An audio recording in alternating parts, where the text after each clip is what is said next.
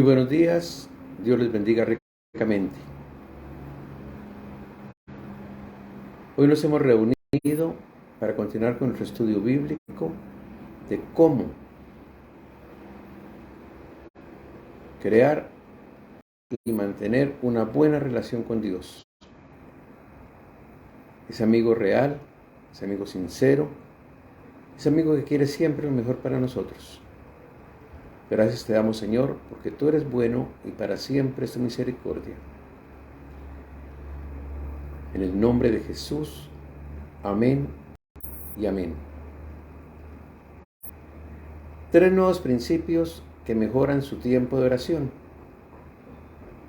Orar es un trabajo y quizá el más importante que debe hacer todo creyente. Al orar, usted tiene que interceder por otros. La primera carta de Timoteo, capítulo 2, verso 1, dice: exhorto ante todo a que se hagan rogativas, oraciones, peticiones y acciones de gracias por todos los hombres. Tenemos que interceder para que los hombres vivan en quietud, reposo y piedad y honestidad. Que conozcan a Jesús. Por eso nuestra visión es hacer discípulos que se multiplican. La gente no conocerá al Señor si no oramos por ellos. Pero ¿cuál es la importancia de orar por los demás? Es importante que oremos por todos los demás, porque Jesucristo nos ha ordenado que lo hagamos. Jesús ordena que oremos no solo por nuestra familia, amigos y compañeros creyentes, sino también por nuestros enemigos. Mateo 5, 44 y Lucas 6. Jesús ordena que oremos no solo por nuestras familias, amigos y compañeros creyentes, sino también por nuestros enemigos. Al orar por los demás, estamos imitando a Jesucristo, quien intercede con Dios Padre en nuestro nombre, como lo dice Romanos 8:34 y Juan 17:9. Así como el Espíritu de Dios, que intercede por nosotros con gemidos demasiado profundos para ser expresados con palabras. Y de igual manera, el Espíritu nos ayuda en nuestra debilidad. Pues ¿qué hemos de pedir como conviene? No lo sabemos. Pero el Espíritu mismo intercede por nosotros con gemidos indecibles. Las epístolas del Nuevo Testamento tienen ejemplos de oración por otros, así como también llamadas para hacerlo. En la primera carta de Timoteo, capítulo 2, del 1 al 4, nos dice: así que recomiendo ante todo que se hagan plegarias, oraciones, súplicas y acciones de gracias por todos, especialmente por los gobernantes y por todas las autoridades, para que tengamos paz y tranquilidad y llevemos una vida piadosa y digna. Esto es bueno y agradable a Dios nuestro Salvador, pues Él quiere que todos sean salvos y lleguen a conocer la verdad. La obediencia de la palabra de Dios es una razón para orar por los demás. Orar por otros implica pedirle a Dios cosas por ellos, interceder por ellos y agradecer a Dios por ellos. Podemos orar para que nuestros líderes vivan vidas piadosas y guíen de manera piadosa. También oramos por la salvación de los demás, sabiendo que Dios desea que todos sean salvos y que conozcan su verdad. Es importante orar por los demás, porque al hacerlo estamos participando con Dios en el ministerio de reconciliación. Aunque Dios es soberano sobre todas las cosas, Él ha elegido permitirnos el privilegio inefable de ser parte de la elaboración de su plan. Él ha elegido incluir nuestras oraciones y nuestro compartir el Evangelio como un medio para llevar a otros al arrepentimiento y la salvación en Cristo Jesús. Como guerreros de oración, somos armas espirituales en las poderosas manos de Dios. Cuando oramos por los demás, también disfrutamos el privilegio de regocijarnos en la obra de Dios en sus vidas. Al orar por los demás, participamos activamente en el plan de Dios para el mundo, tanto en nuestras vidas como en la vida de los demás. Orar por nuestros hermanos y hermanas en Cristo es un medio por el cual compartimos las cargas de los demás. Gálatas 6:2 nos dice: sobrellevad los unos las cargas de los otros y cumplid así la ley de Cristo. Por lo demás, creyentes, oramos por cosas tales como su crecimiento espiritual, necesidades físicas y ánimo. La oración es un arma poderosa en la guerra espiritual. Efesios 6:18. Pablo pidió oración por su trabajo en el ministerio, también en Efesios 6:18 al 20. Santiago recomendó orar cuando las personas estuviesen enfermas y lo relacionó con la confesión de los pecados el uno al otro. Orar por los demás indica amor por ellos. Si no amamos, esto indica que no conocemos a Dios. Nos lo dice la primera carta de Juan, capítulo 3, verso 10, y capítulo 4, versos 20 y 21. Por el contrario, el amor por nuestros hermanos y hermanas en Cristo indica que hemos pasado de la muerte espiritual a la vida espiritual, que conocemos a Dios. Debemos amar a todos, pero hay un amor especial que tenemos por los creyentes y como tal debemos orar por ellos con fervor. Primera de Juan 3:14. Esto lo vemos frecuentemente entre los apóstoles y los primeros creyentes. Siempre están pidiendo que oren por ellos y que les recuerden en sus oraciones. Filipenses 1:4. ¿Por qué? Porque saben que Dios y solo Dios puede fortalecerlos, defenderlos y hacer que se regocijen incluso en medio de las más tristes pruebas y enfrentarse a las tentaciones más seductoras. Oramos por nosotros mismos y por los demás, porque sabemos que es Dios quien tiene el poder. La oración es nuestro medio de comunicación con Dios. Es la forma en que accedemos a su poder y participamos en sus planes para este mundo. En oración alabamos a Dios y buscamos su rostro para que podamos ser más como Él. Oramos para que Dios suavice los corazones de las personas y los lleve a la salvación.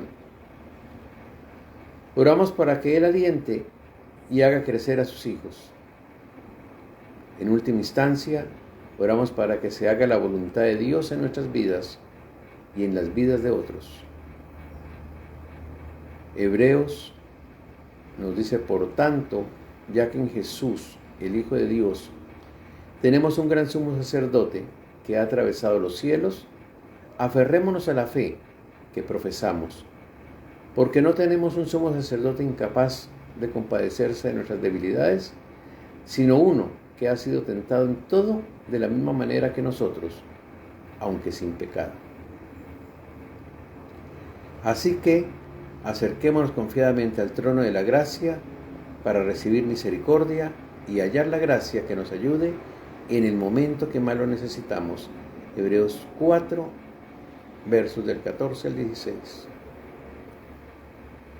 Pedir por sus propias necesidades. Antes de irse al cielo, Jesús repitió varias veces la enseñanza de pedir a Dios.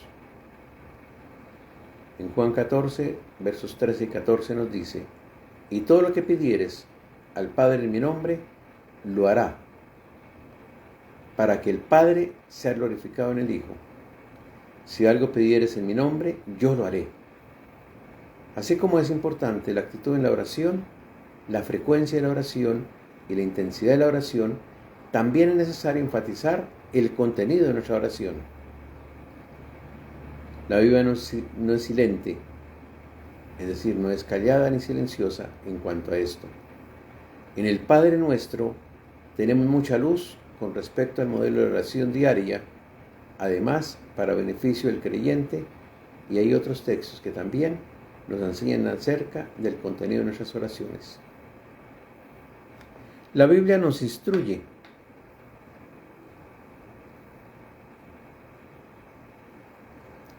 aunque Dios se agrada por el solo hecho que nos acerquemos a Él, es importante mirar lo que dice la Biblia. De lo contrario, caeremos en el error de hacer oraciones que no se ajustan al modelo bíblico. Por eso aquí una consideración de lo que la Biblia nos enseñó con respecto a la estructura o elementos de una oración. Cuando Jesús quiso destacar la actitud correcta para orar, usó el ejemplo de la oración en el templo del fariseo y el publicano. Lucas 18, 9 al 14. Aquí el publicano se limitó a pedir a Dios humildemente un favor que sabía que no merecía. En la oración del Padre Nuestro, el ruego y la petición son las formas de pedir provisión divina, como el pan de cada día, Mateo 6:11, y el perdón de pecados, Marcos 6:12, Mateo 6:12. Y cuando los creyentes de la iglesia primitiva se vieron intimidados por la amenaza de los judíos, ellos oraron pidiendo ayuda al Señor y confesando su confianza en la soberanía de Dios. Por otro lado, cuando los creyentes que estaban siendo perseguidos necesitaban sabiduría, Santiago les exhortó a orar para pedir que Dios se la conceda. Santiago 1, versos 5 y 6. Si a esos textos sumamos la magistral exhortación que el apóstol Pablo hace a los creyentes de Filipo, encontramos mucha ayuda para el tema que estamos tratando. Por nada estéis afanosos, sino sean conocidas vuestras peticiones delante de Dios en toda oración y ruego con acción de gracias. Y la paz de Dios, que sobrepasa todo entendimiento, guardará vuestros corazones y vuestros pensamientos en Cristo Jesús. Filipenses 4, versos 6 y 7. Esta declaración, más que un orden a seguir, nos presenta el espíritu para la oración y confirma lo que hemos venido leyendo en los pasajes anteriores. El apóstol invita a los cristianos a hacer peticiones al Señor, a rogar y darle gracias. A partir de estos textos podemos concluir que al momento de orar por algún problema o situación en particular, el creyente puede observar 3 principios fundamentales. Primero, pedir a Dios lo que necesitamos. Como un buen padre, Él sabe darle a sus hijos lo que necesitan. La oración debe incluir la petición, puesto que al pedirle a Dios estamos reconociendo nuestra incapacidad e insuficiencia. Sea cual fuese nuestra situación, debemos presentar nuestra necesidad al Señor. Puede ser provisión, protección, sanidad o dirección, y pedirle que nos ayude. Segundo, debemos expresar nuestra confianza en Dios. Confianza en su poder, su bondad, sabiduría, soberanía con respecto a lo que estamos pidiendo. Nuestra confianza en Él es la seguridad de que Él oye nuestras oraciones y que hará en conformidad a sus propósitos eternos. Nuestra confianza en Él también incluye la convicción que Dios tiene la prerrogativa de responder a su manera y a su tiempo. Juan 2:4. Cuando lo expresamos al Señor nuestra confianza, le estamos diciendo que vamos a descansar en Él. Tercero, la oración debe llevar a una acción de gracias. Luego de pedir y expresar su confianza, el creyente debe darle gracias a Dios. Damos gracias por Cristo Jesús, por su venida para salvarnos. Damos gracias porque Él oye nuestras oraciones. Damos gracias porque Él está con nosotros. Damos gracias porque Él hará lo que es mejor para nosotros. Damos gracias porque Dios está en control de nuestras vidas. En resumen, cuando el creyente ora por una necesidad, debe presentarle a Dios su petición, expresarle su confianza y darle gracias.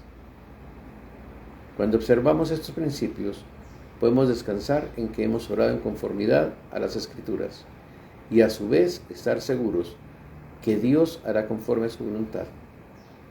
El efecto de esta clase de oración será que la paz de Dios, que sobrepasa todo entendimiento, guardará vuestros corazones y vuestros pensamientos en Cristo Jesús. Eso está en Filipenses, capítulo 4, verso 7. Juan 15:7 nos dice: si permanecéis en mí y mis palabras permanecen en vosotros, pedid todo lo que queréis y os será hecho. Juan 16:23: en aquel día no me preguntaréis nada. De cierto os digo, que todo cuanto pidiereis al Padre en mi nombre, os lo dará. Debemos orar en el Espíritu. Orando en el Espíritu se menciona 3 veces en la Escritura. 1 Corintios 14:15 dice: ¿qué pues? Oraré con el Espíritu, pero oraré también con el entendimiento. Cantaré con el Espíritu, pero cantaré también con el entendimiento. Efesios 6:18 nos dice: orando en todo tiempo, con toda oración y súplica en el Espíritu, y velando en ello con toda perseverancia y súplica por todos los santos. Y Judas 20 nos dice: pero vosotros, amados, edificándoos sobre vuestra santísima fe, orando en el Espíritu Santo. Entonces, ¿qué significa exactamente orar en el Espíritu? La palabra griega traducida orar en puede tener diferentes significados. Puede significar por medio de, con la ayuda de, en la esfera de y en conexión con. Orando en el Espíritu no se refiere a las palabras que decimos. Más bien, se refiere a cómo es que estamos orando. Orando en el Espíritu es orar de acuerdo a la dirección del Espíritu. Es orar por las cosas que el Espíritu nos guía a que oremos. Romanos 8:26 nos dice: y de igual manera el Espíritu nos ayuda en nuestra debilidad. Pues ¿qué hemos de pedir como conviene? No lo sabemos, pero el Espíritu mismo intercede por nosotros con gemidos indecibles. Basados en 1 Corintios 14:15, equiparon la oración en el Espíritu con la oración en lenguas. En el contexto de la discusión sobre el don de lenguas, Pablo menciona: oraré con el Espíritu. Además, nadie puede entender allí lo que está diciendo a menos que alguien interprete. Pablo nos instruye y dice: orando en todo tiempo, con toda oración y súplica en el Espíritu, y velando en ello con toda perseverancia y súplica por todos los santos. Recordemos que santo en la palabra es apartados para Dios. ¿Cómo debemos orar con toda la perseverancia y súplica y por los santos si nadie, incluyendo la persona que ora, entiende lo que está diciendo? Por tanto, orar en el Espíritu debe ser entendido como orando en el poder del Espíritu, por la dirección del Espíritu y de acuerdo a su voluntad, no como orando en lenguas. Efesios 6:18 dice: orando en todo tiempo, con toda oración y súplica en el Espíritu, y velando en ello con toda perseverancia y súplica por todos los santos. Hay 3 maneras básicas de orar en el Espíritu. Primero, es orar guiado por el Espíritu Santo. Él da impulso interior cuando oramos. Es orar con la Biblia. Las palabras de la Biblia son espíritu y son vida. Juan 6:63 nos dice: el Espíritu es el que da vida, la carne para nada aprovecha. Las palabras que yo os he hablado son espíritu y son vida. ¿Quieres conocer el mundo espiritual de Dios? Lee la palabra en oración. Tercero es orar en otras lenguas. Porque si yo oro en lengua desconocida, mi espíritu ora, pero mi entendimiento queda sin fruto. Que pues oraré con el espíritu, pero oraré también en el entendimiento. Cantaré con el espíritu, pero cantaré también con el entendimiento. Si usted dedica al menos 3 minutos a cada uno de los 9 principios para orar mejor, usted no tendrá dificultades en dedicar media hora diaria a orar a solas con Dios. Inclinemos nuestro rostro, cerramos nuestros ojos y con mucha reverencia démosle gracias a Dios por su palabra y por la enseñanza que hoy nos ha dado. Padre de la gloria, te damos muchas gracias por darnos estas perlas para comunicarnos contigo de ahora en adelante. Bendito seas en el nombre de Jesús. Amén y amén. Muchas gracias. Dios les bendiga ricamente en esta semana y les dé todas las peticiones que sus corazones desean. En el nombre de Cristo Jesús. Amén